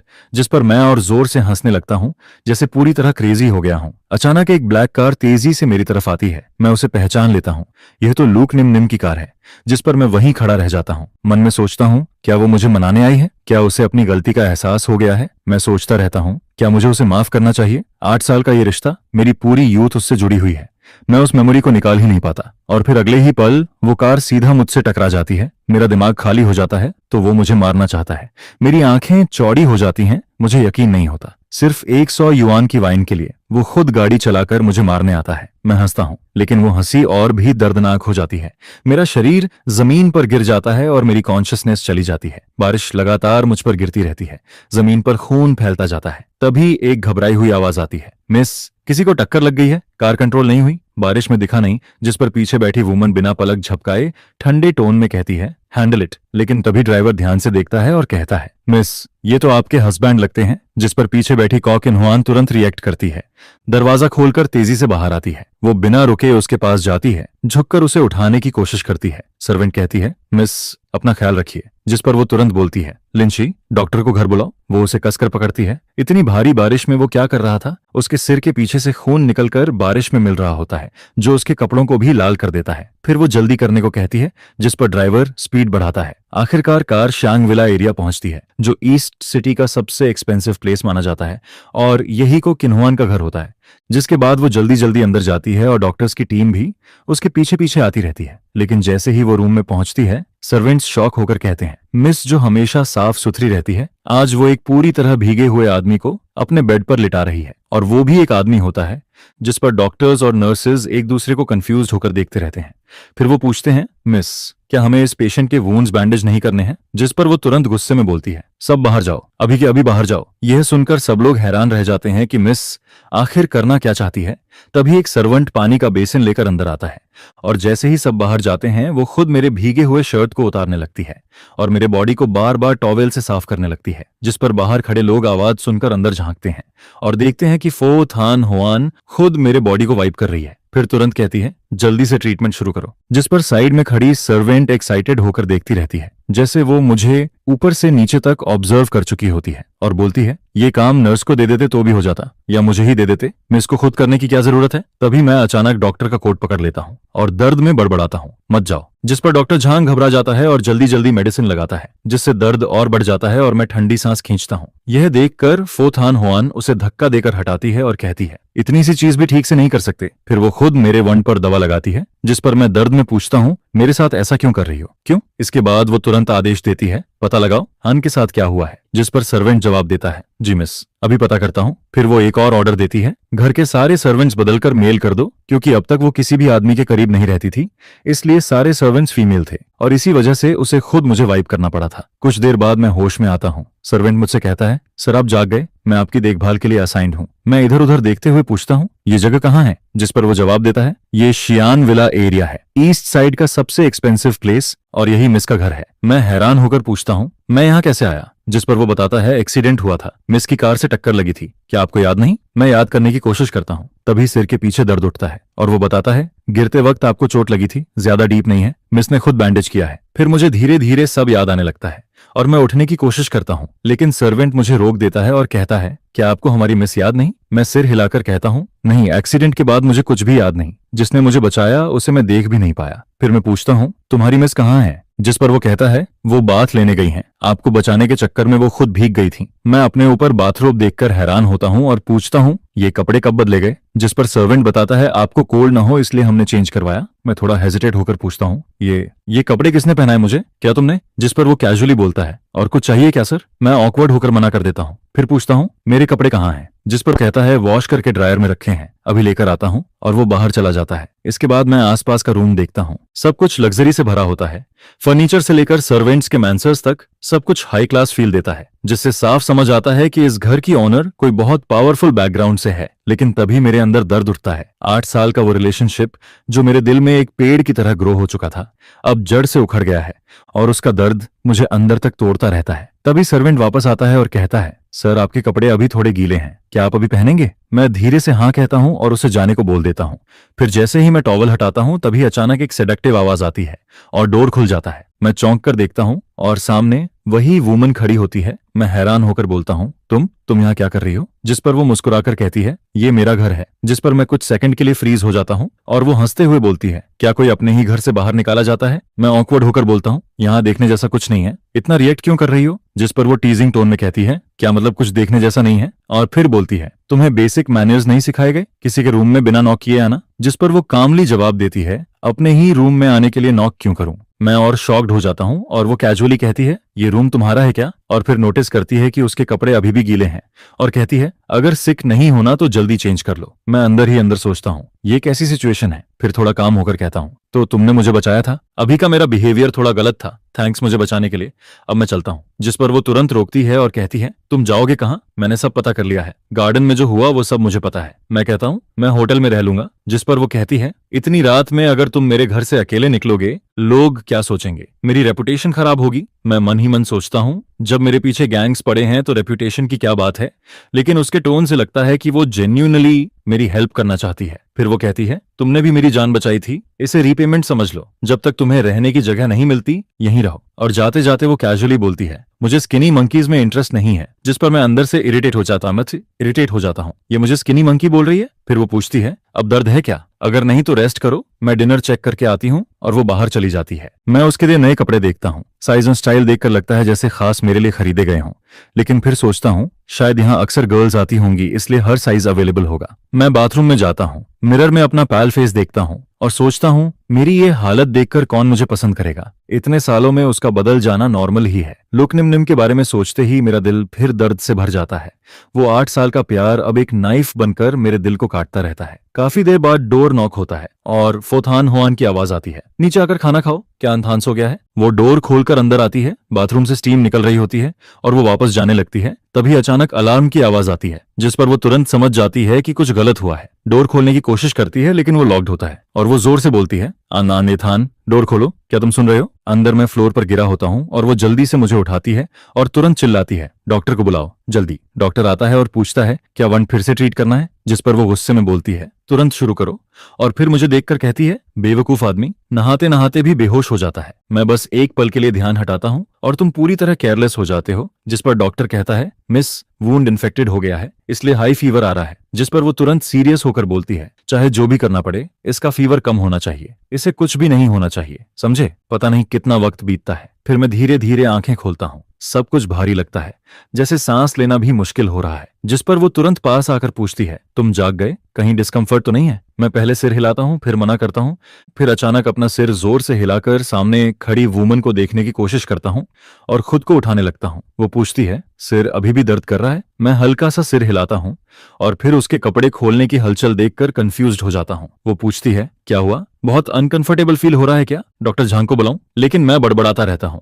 आखिर वो वुमन ऐसा कैसे कर सकती है? कोई भी हो सकता था, लेकिन क्यों मेरा ही भाई? और अब तो उनके बीच बच्चा भी है। जिस पर थान हुआन हल्का सा फ्राउन करती है। उसे लगता है कि मैं उसे किसी और समझ रहा हूँ। मैं फिर कहता हूँ, दुनिया में और भी लोग हैं, लेकिन मेरी निम अलग थी, वो सबसे अलग थी। वो धीरे से बोलती है, तुम कह रहे थे डिस्कम्फर्ट है, डॉक्टर को बुलाया लेकिन फायदा नहीं हुआ। कहाँ डिस्कम्फर्ट है? मैं अपने सीने की तरफ इशारा करता हूँ और कहता हूँ, यहाँ बहुत दर्द है।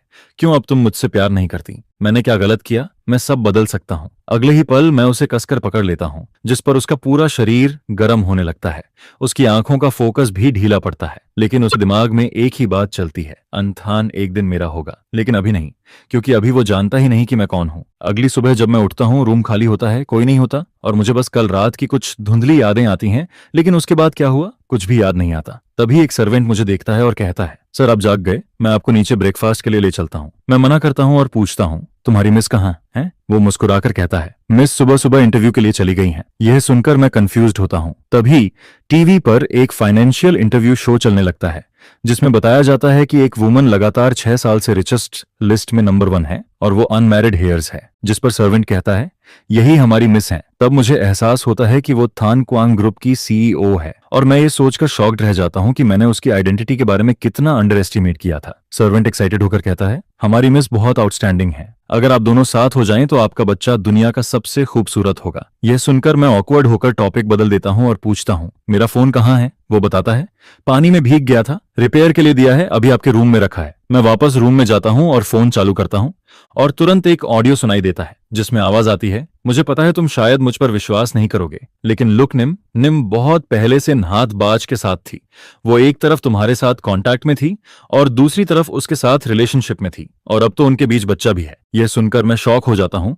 फिर दूसरी आवाज कहती है, क्या उसने ऐसा किया? फिर पहली आवाज बोलती है, मुझे भी कल ही पता चला, उसके बर्थडे पर वो मेरे भाई से एंगेजमेंट कर रही थी, और उसी दिन मुझे पता चला कि कंपनी मर्जर को 3 साल हो चुके हैं। दूसरी आवाज हैरानी से पूछती है, क्या 3 साल से? तुम्हें अभी पता चला? जिस पर वो खुद को कोसते हुए कहता है, क्या मैं इतना बेवकूफ हूँ? मेरी ऑन प्रॉपर्टी में भी चेंजेस हो गए हैं, अब नाहतबाज चेयरमैन बन गया है। दूसरा कहता है, ये कैसे हो सकता है? विल में तो उनका नाम नहीं था। साफ है कि उन्होंने प्लान बनाकर सब कंट्रोल किया है। फिर वो गुस्से में कहता है, मैं वापस आकर तुम्हारे लिए जस्टिस लूंगा। जिस पर मैं जल्दी से रोकता हूँ, नहीं, सिचुएशन ऑलरेडी बहुत मेसी है। मैं कहता हूँ, इनहेरिटेंस के लिए 2 कंडीशंस हैं, जो पहले पूरी करेगा वही सक्सेसर बनेगा। दूसरा पूछता है, कौन सी कंडीशंस? मैं बताता हूँ, पहली कंडीशन है QV13 परफ्यूम को पहचानना और रिक्रिएट करना, जो मेरे ग्रैंडफादर की लास्ट क्रिएशन थी। वो पूछता है, QV13 क्या है? मैं समझाता हूँ, ये एक परफ्यूम है जो उन्होंने मरने से पहले बनाया था, लेकिन अभी तक लॉन्च नहीं हुआ, और 3 साल पहले फादर मुझे अब्रॉड भेजते हैं इस स्किल को सीखने के लिए। दूसरा कहता है, तुम्हारे फादर इतने कनिंग हैं, वो तुम्हें आसानी से इनहेरिट करने देंगे ऐसा लगता है? मैं धीरे से कहता हूँ, पहले मुझे भी ऐसा लगता था, लेकिन 3 साल बाद वापस आया तो सब कुछ बदल चुका था। वो पूछता है, क्या तुमने QV13 बना लिया? मैं सिर हिलाता हूँ, नहीं, ये बहुत कॉम्प्लेक्स है। मैं बचपन से सेंट्स पहचान सकता हूँ, लेकिन इसमें सिर्फ 1 से 2 कंपोनेंट्स ही पहचान पाया हूँ, और इसका टाइमिंग भी बहुत प्रिसिज है। थोड़ा भी चेंज हुआ तो स्मेल बदल जाती है। वो निराश होकर कहता है, ये तो इम्पॉसिबल लग रहा है, 3 साल में भी नहीं हुआ, शायद कभी नहीं होगा। फिर वो पूछता है, दूसरी कंडीशन क्या है? मैं थोड़ा रुककर कहता हूँ, सक्सेसर को एक हैप्पी फैमिली बनानी होगी। यह सुनकर वो हैरान होकर कहता है, ये तो और भी मुश्किल है, तुम्हारे ग्रैंडफादर ने सीधा मना ही कर देना था। मैं धीरे से समझाता हूँ, वो चाहते थे कि मैं सक्सेसफुल बनूं और खुश रहूं, इसलिए उन्होंने ये कंडीशन रखी। लेकिन फिर मैं चिंतित होकर कहता हूँ, अभी फादर दूसरी कंडीशन पूरी कर चुके हैं, बस पहली बाकी है। अगर उन्होंने QV13 बना लिया तो सारी लेगेसी उनके हाथ में चली जाएगी, और अगर वो नाहतबाज और बाकी लोगों के हाथ लगी तो ग्रैंडफादर कभी चैन से नहीं रह पाएंगे। वो पूछता है, अब तुम क्या करोगे? मैं चुप हो जाता हूँ, क्योंकि 3 साल में कंपनी पूरी तरह फादर के कंट्रोल में जा चुकी है और मेरे पास अब बहुत कम ऑप्शंस बचे हैं। कोई नहीं जानता कि मेरी पोजीशन और मेरे फादर की पोजीशन सेम है। दोनों ही ग्रुप के एग्जीक्यूटिव वाइस चेयरमैन हैं, जिस पर बाहर के लोग तो काफी पहले से ही उन्हें असली चेयरमैन मानते आ रहे हैं, जिसके चलते मुझे वापस आकर प्रॉपर्टी के लिए फाइट करने से रोकने के लिए क्या उसने अपने लोग पहले से ही सेट कर रखे हैं? और फिर ग्रुप के अंदर भी क्या मैं उस वाइस चेयरमैन की चेयर पर टिक भी पाऊंगा?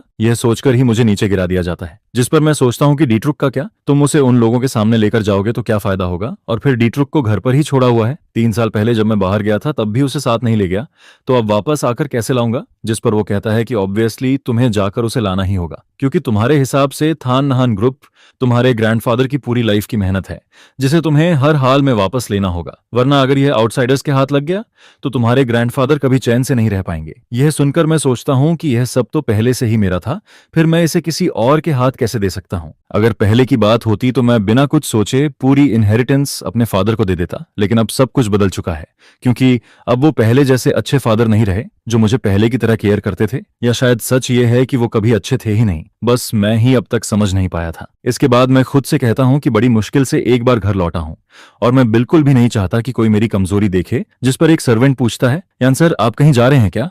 और फिर कहता है कि मिस ने ऑलरेडी कहा है कि जब तक आप पूरी तरह रिकवर नहीं हो जाते तब तक आपको कहीं नहीं जाना चाहिए। जिस पर मैं जवाब देता हूं कि मैं बस बाहर थोड़ी फ्रेश एयर लेने जा रहा हूं, और क्या वो मेरी फ्रीडम भी कंट्रोल करेगी? ये सुनकर वो घबराकर कहता है कि अगर आप चले गए तो मैं मिस को क्या जवाब दूंगा।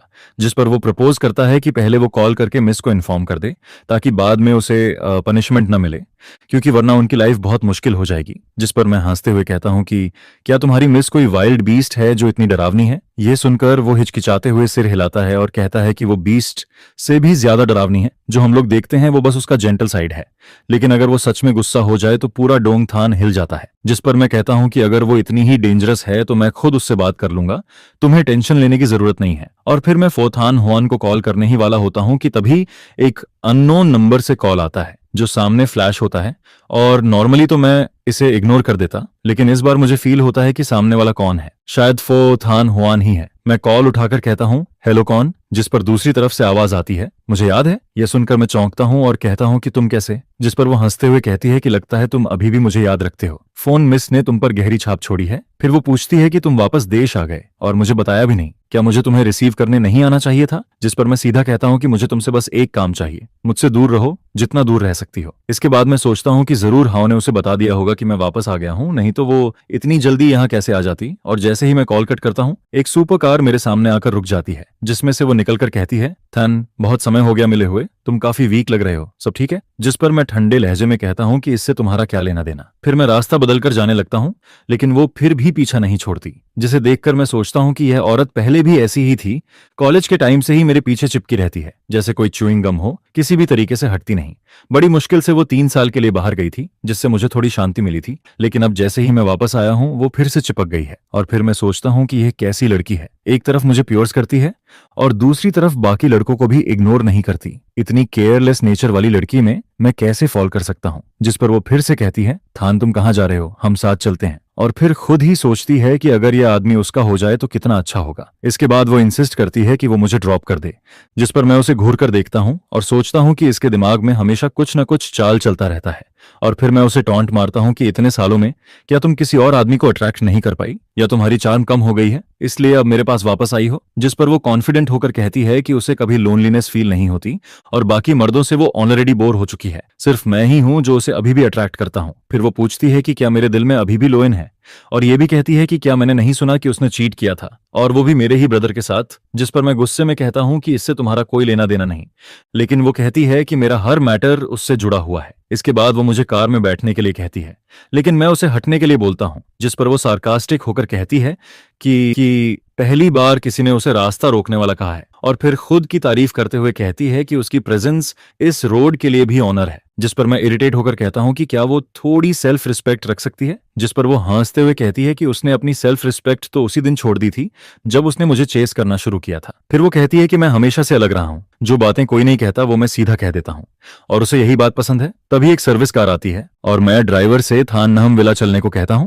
और थैंक्स बोलकर उसमें बैठ जाता हूं। जिस पर वो पीछे से कहती है कि इतनी लग्जरी कार छोड़कर टैक्सी में क्यों जा रहा हूं, और फिर खुद सोचती है कि वो मुझसे इतना इरिटेट क्यों होती है, जबकि बाकी लोग तो मेरे साथ होना चाहते हैं, लेकिन मैं ही अलग हूं, और शायद इसी वजह से उसे मुझ में इंटरेस्ट और बढ़ता जाता है। इसके बाद वो मेरी कार के पास आकर कहती है कि मेरी हालत दिन ब दिन खराब होती जा रही है और ऐसी कार में बैठना डेंजरस है। अगर मुझे कुछ हो गया तो वो किससे शादी करेगी? जिस पर मैं ब्लंटली कहता हूं कि मैंने कब कहा कि मैं उससे शादी करूंगा, और फिर उसे याद दिलाता हूं कि वो रॉन्ग साइड में कार चला रही है और ट्रैफिक रूल्स भी नहीं समझती। यह सुनकर वो हंसते हुए कहती है कि क्या मैं उसकी चिंता कर रहा हूं, और वार्निंग देती है कि जब तक मैं उसके फीलिंग्स एक्सेप्ट नहीं करता वो मेरा पीछा नहीं छोड़ेगी, और अगर उसे कुछ हुआ तो मुझे उसकी हाफ लाइफ तक केयर करनी पड़ेगी। जिस पर मैं ड्राइवर से कहता हूं कि उसकी कार को क्रॉस कर दो, लेकिन ड्राइवर डरते हुए कहता है कि रोड की स्पीड लिमिट 40 है और वो ऑलरेडी 39 पर चला रहा है, और फिर धीरे से कहता है कि कौन उस मिस की कार को ओवरटेक करने की हिम्मत करेगा, यह तो सीधा मौत को बुलाने जैसा है। जिस पर वो पीछे से हंसते हुए कहती है कि कम से कम ड्राइवर समझदार है। यह सब देखकर मैं अंदर ही अंदर इरिटेट होता रहता हूं,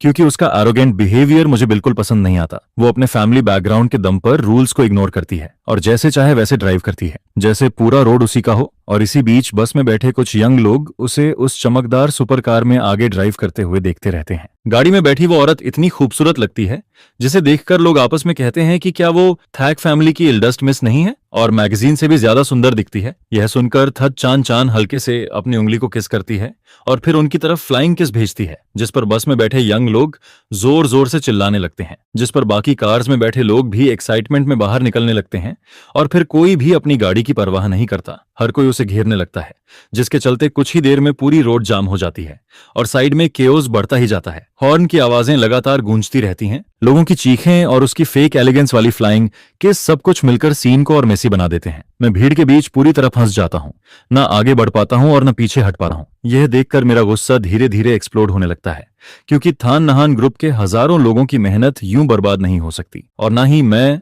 यहाँ इस दिखावे से डील करने आया हूँ। इसके बाद मैं अपना चेहरा सख्त करते हुए भीड़ को जोर से धक्का देता हूँ और आगे बढ़ता हूँ, जिस पर मैं चिल्लाकर कहता हूँ, ताचान चान तुरंत रास्ते से हट जाओ, मेरा काम मत बिगाड़ो। लेकिन वो जरा भी ध्यान नहीं देती, बल्कि मुस्कुराते हुए कहती है कि मैं वो आदमी हूँ जिससे वो सालों से सीक्रेटली प्यार करती है, और आगे कहती है कि बाद में नहान थान में सब लोग मेरी हेल्प जरूर करें। यह सुनते ही आसपास के लोग और ज्यादा एक्साइटेड हो जाते हैं और सभी अपने फोन्स निकालकर मेरी तरफ करने लगते हैं, जिस पर मैं उसका हाथ जोर से झटक देता हूं और बेहद ठंडी आवाज में कहता हूं कि मेरा और उसका कोई रिलेशन नहीं है और अगर वो फिर भी डिस्टर्ब करेगी तो मैं बिल्कुल भी पोलाइट नहीं रहूंगा। जिस पर वो पीछे लड़खड़ा कर एक कदम हटती है और कहती है, अंथन, मैं तो बस तुम्हारी हेल्प करना चाहती थी। जब नीम नीम नीम और नीम नटबट तुम्हारे साथ ऐसा कर रहे थे, तब सिर्फ मैं ही थी जो सच में तुम्हारे लिए अच्छी थी। यह सुनकर मैं साफ कह देता हूं कि मुझे उसकी हेल्प नहीं चाहिए और वो तुरंत हट जाए। इसके बाद मैं सोचता हूं कि मुझे जल्दी से विला जाकर डी चुक लेना है, लेकिन उसे यहां और ड्रामा करने नहीं दे सकता। तभी एक तेज लाइट भीड़ को चीरते हुए सामने आकर रुकती है और धीरे धीरे एक कार मेरे सामने रुकती है,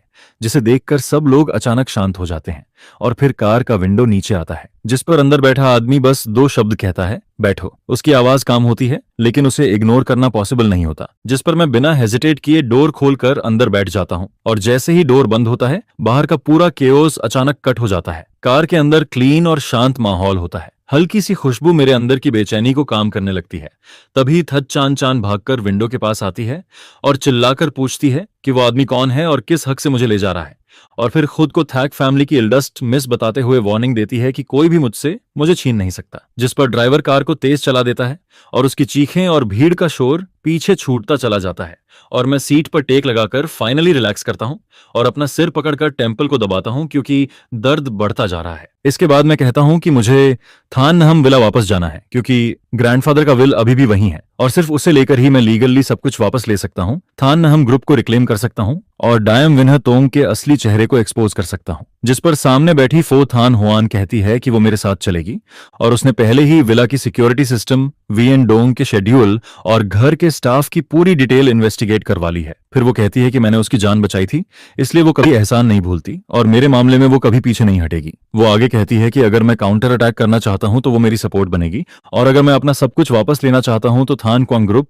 मेरा सबसे मजबूत बैकिंग होगा। ये सुनकर मैं सोचता हूं कि इन दिनों उसने मुझे एक्सीडेंट से बचाया, मुझे ताइयन में आराम करने दिया और क्वाइटली सब कुछ इन्वेस्टिगेट करके मेरे लिए बेस तैयार किया। जिस पर मैं उसे देखकर कहता हूं, फो थान हुआन, थैंक यू। जब मैं सब कुछ सेटल कर लूंगा तो जरूर तुम्हारा एहसान चुकाऊंगा। लेकिन वो सीधा जवाब देती है कि उसे कोई रिटर्न नहीं चाहिए, उसे सिर्फ मेरी जीत चाहिए। इसके बाद कार तेज स्पीड से आगे बढ़ती है और थान नहम विला पहुंचती है, जो मेरा बचपन का घर था, लेकिन अब एक ठंडा पिंजरा जैसा फील होता है। जिस पर गेट पर गार्ड मुझे देखकर शॉक हो जाता है और कहता है कि मास्टर ने मुझे अंदर आने से मना किया है। यह सुनकर मैं ठंडी आवाज में कहता हूं कि अपने ही घर में आने के लिए मुझे किसी की परमिशन की जरूरत नहीं है, और सीधे अंदर चला जाता हूं। गार्ड्स मुझे रोकने की हिम्मत नहीं करते और जल्दी से फोन करके रिपोर्ट करने लगते हैं। जैसे ही मैं लिविंग रूम में प्रवेश करता हूं, नीगम वीएन डोंग, तुओंग वनएन, नीगम नहात बाच और लूक नीम नियम को सोफा के आसपास बैठे फ्यूचर प्लान्स और वेडिंग डिटेल्स डिस्कस करते देखता हूं, और मेरे कदमों की आवाज सुनते ही सब एक साथ मुड़कर देखते हैं और मुझे देखकर उनके चेहरे की मुस्कान जम जाती है। जिस पर वो शॉक्ड होकर पूछते हैं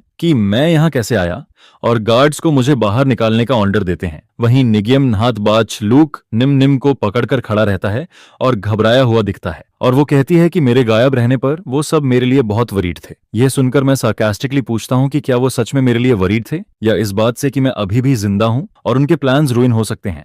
और फिर मैं कहता हूं कि क्या उन्हें डर था कि मैं उनकी प्रॉपर्टी ग्रैब करने की प्लान और उनकी वेडिंग को रोक दूंगा। जिस पर लूक निम निम रोते हुए कहती है कि वो गलत थी, लेकिन उनका प्यार सच्चा है और उन्होंने मुझे इसलिए नहीं बताया ताकि मैं बाहर रहकर टेंशन न लूं, और मुझसे फॉरगिवनेस मांगती है। जिस पर मैं गुस्से में कहता हूं कि उसने मेरे 8 साल के रिलेशनशिप को बेट्रे किया, मेरे ही भाई के साथ अफेयर किया और प्रेग्नेंट हो गई, और फिर मेरे सामने मेरी डेथ अनाउंस की। क्या वो माफी के लायक है? इसके बाद नीगियम वियन डोंग गुस्से में कहता है कि अब थाननहम ग्रुप उसका और नाहतबाज का है, और मेरा उससे कोई रिलेशन नहीं है, और ग्रैंडफादर का विल अब इनवैलिड हो चुका है। जिस पर मैं शांत होकर पूछता हूं, इनवैलिड? जिस पर टीयू तुरंत डॉक्यूमेंट्स निकाल कर देता है जिसमें प्रूफ होता है कि वियन डोंग ने विल को इलीगली चेंज किया, बिलियन वर्थ एसेट्स को मिसयूज किया और आउटसाइडर्स के साथ मिलकर ओल्ड एम्प्लॉयज को सप्रेस किया, और ये सब एविडेंस थान क्वांग ग्रुप के पास ऑलरेडी मौजूद है। इसके साथ ही मैं बताता हूं कि ग्रैंडफादर का परफ्यूम फॉर्मूला किल 13 मैंने सक्सेसफुली बना लिया है, और मैं इनहेरिटेंस के सभी कंडीशंस पूरी करता हूं। यह कहते हुए मैं ओरिजिनल विल और प्रूफ टेबल पर फेंक देता हूं, जिस पर वियन डोंग का चेहरा सफेद पड़ जाता है और वो सोफा पर गिर जाता है। तुओंग वान एनहा कांपने लगती है और उसकी मुस्कान गायब हो जाती है, यहां तक कि नाहतबाज भी नजरें चुराने लगता है, और मैं उन्हें पूरी तरह टूटता हुआ देखता हूं। इसके बाद वो जमीन पर बैठकर रोने लगते हैं। तभी बाहर से पुलिस सायरन की आवाज आने लगती है, और फो थान हुआन बताती है कि उन पर प्रॉपर्टी फ्रॉड, कमर्शियल चीटिंग और डॉक्यूमेंट फॉरेजी के चार्जेस लगे हैं, और पुलिस ऑलरेडी पहुंच चुकी है। जिस पर पुलिस अंदर आकर सीधे वियन डोंग को अरेस्ट कर लेती है, और पूरा सीन मेरे सामने बदलता चला जाता है। जिस पर तुम वॉनेन और निगेमडी बैच को एक एक करके ले जाया जाता है, और फिर लूक निम निम भी उनके साथ शामिल होने की वजह से इन्वेस्टिगेशन के लिए पकड़ ली जाती है। जिसके बाद उनका इंतजार करता है कानून की सजा और लोगों की नफरत, और आखिरकार बुरे लोगों को उनका अंजाम मिल ही जाता है। उन्होंने हर तरह की चाल चलकर मुझसे सब कुछ छीनने की कोशिश की थी, लेकिन आखिर में खुद ही जेल पहुंच जाते हैं। जिस पर मैं लिविंग रूम में खड़ा होकर एक लंबी सांस लेता हूं, और 3 साल से दिल पर छाया हुआ भारी बोझ अब पूरी तरह से हट जाता है। इसके बाद फो थान हुआन मेरे पास आती है और धीरे से मेरा हाथ पकड़ लेती है, जिस पर मैं उसकी आंखों में देखता हूं और अचानक मेरे अंदर शांति उतरने लगती है, और फिर सनसेट की रोशनी विंडो से होकर उस पर पड़ती है, जो उसे इतना खूबसूरत बना देती है कि मैं अपनी नजरें हटा नहीं पाता। जिस पर मैं याद करता हूं कि कैसे एक्सीडेंट के बाद हमारी मुलाकात हुई थी, फिर बारिश में उसने मेरी जान बचाई थी, और अब इस पल तक वो हमेशा मेरे साथ खड़ी रही है, और धीरे धीरे वो मेरे दिल में गहराई तक उतर चुकी है। जिस पर मैं उससे कहता हूं, फो थान हुआन, पहले तुमने मुझे प्रोटेक्ट किया था, अब आगे मुझे तुम्हें प्रोटेक्ट करने दो। और फिर मैं कहता हूं कि थाननहम ग्रुप को मैं संभालूंगा और ग्रैंडफादर की विश पूरी करूंगा, और मेरी जिंदगी की सबसे इंपॉर्टेंट चीज अब बस उसके साथ रहना है। यह सुनकर उसकी आंखों में एक सॉफ्ट स्माइल आती है, और वो हल्का सा उचक कर मेरे होंठों पर किस कर देती है। यह किस ना जल्दी में होता है और ना ही इसमें कोई डाउट होता है, बस खुशी और एक स्ट्रॉन्ग कमिटमेंट फील होता है। इसके बाद मैं ऑफिशियली थान यान ग्रुप को इनहेरिट करता हूं, बिजनेस को फिर से रिबिल्ड करता हूं, और पुराने एम्प्लॉयज को वापस बुलाता हूं, जो धीरे धीरे डोंगथन के बिजनेस वर्ल्ड में एक इंस्पायरिंग स्टोरी बन जाता है। फिर मैं और फो किन्हा हुआन एक ग्रैंड वेडिंग करते हैं, जो पूरे कैपिटल में चर्चा का टॉपिक बन जाता है, और उसके बाद की मैरिड लाइफ वार्म और कंप्लीट फील होती है, जिसमें अब मैं वो इंसान नहीं रहता जिसे रिश्तों और प्यार ने बेट्रे किया था। फो किन्हा हुआन बाहर से अब भी एक पावरफुल बिजनेस फिगर रहता है, लेकिन मेरे लिए वो हमेशा जेंटल रहता है, और यह देखकर थत चान चान भी समझ जाती है कि मैं अब किसी और का हो चुका हूं, और मेरी हैप्पी लाइफ देखकर आखिरकार वो भी मुझे छोड़ देती है। इसके बाद वो मुझे डिस्टर्ब करना बंद कर देती है, और दूसरी तरफ नगोन वियन डोंग, टूंग वॉनेन और नगोन डी बैच जैसे लोग अपनी बाकी जिंदगी जेल में बिताते हैं, अपने ग्रीड और बेट्रियल की सजा भुगतते हुए, और लो निम निम बदनामी के साथ सोसाइटी के सबसे नीचे गिर जाती है, जहां कोई उसकी मदद नहीं करता और वो स्ट्रगल करती रहती है। अब उसके पास पहले जैसी कोई शाइन नहीं बचती, और फिर मैं और फो किन्हुआन साथ खड़े होकर धूप में एक दूसरे का सहारा लेते हैं। जिस पर मैं फाइनली समझ जाता हूं कि वो प्लेन एक्सीडेंट एक डिजास्टर था, लेकिन उसी ने मुझे फेक लोगों से दूर किया और मुझे एक सच्चा इंसान दिया जिसे मैं सच में चेरिश कर सकता हूं। आखिर में यही समझ आता है कि अच्छे लोगों को अच्छा फल मिलता है और बुरे लोगों को उनका अंजाम जरूर मिलता है।